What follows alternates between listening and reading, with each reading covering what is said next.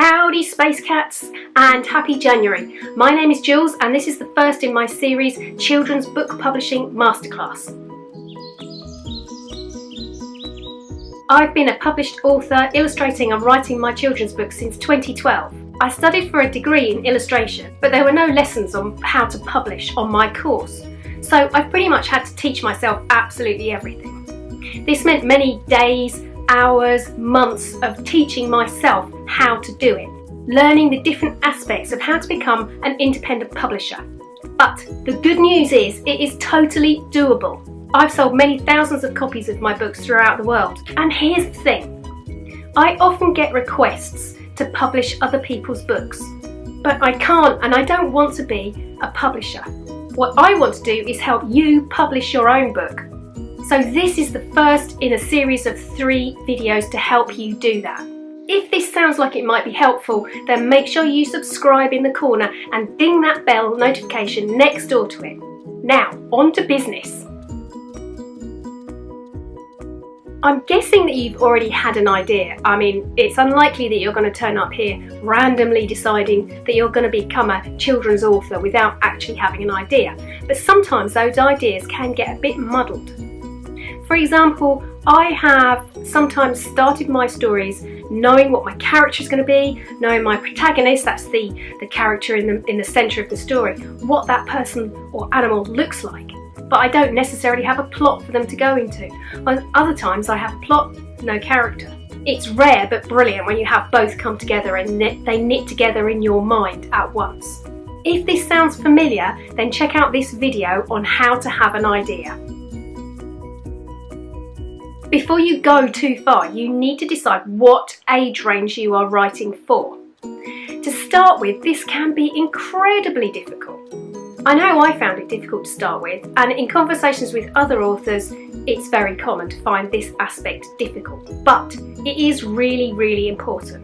Preschoolers have a fairly limited language.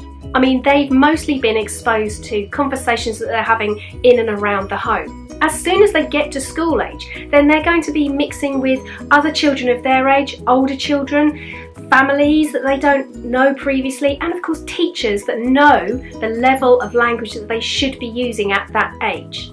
That means for preschool children, keep the sentences short and the language simple.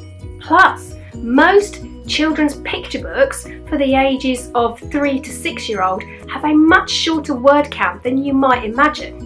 If you want an overview into the most used age groups, then I've put an information sheet in the description box below that should help you.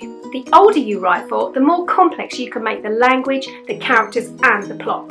If you're writing for young adult, that is from the ages of 13 to 18 years, you really need to know what it's like to be a teenager in the time period that you are setting your story in. That means you need to know how teenagers communicate with one another, how they text each other, what kind of clothes they wear, where they hang out. Really, it's like learning a new culture. If you don't do this, then your story will be completely alien and unbelievable to the audience that you are aiming your book at. And this means that you'll get poor reviews and few sales.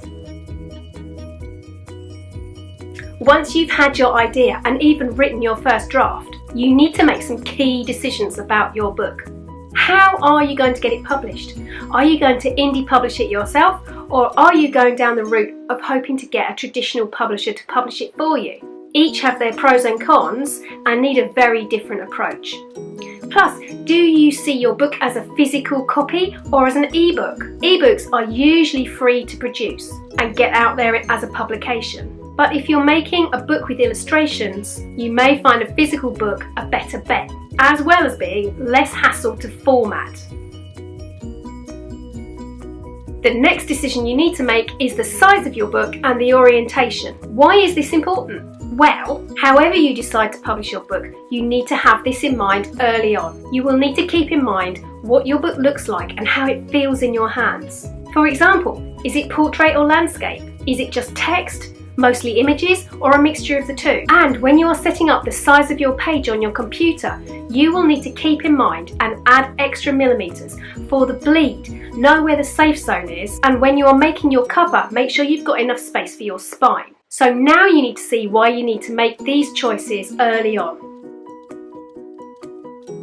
Lastly, in this video, and linking directly to number 4, you need to think about what I call text integration. If you're writing a story for older children, then you may only have text in your story, and this probably won't affect you. But if you have an illustration or an image on your page, then you need to think about where your text is going to go and how it is going to communicate with that image.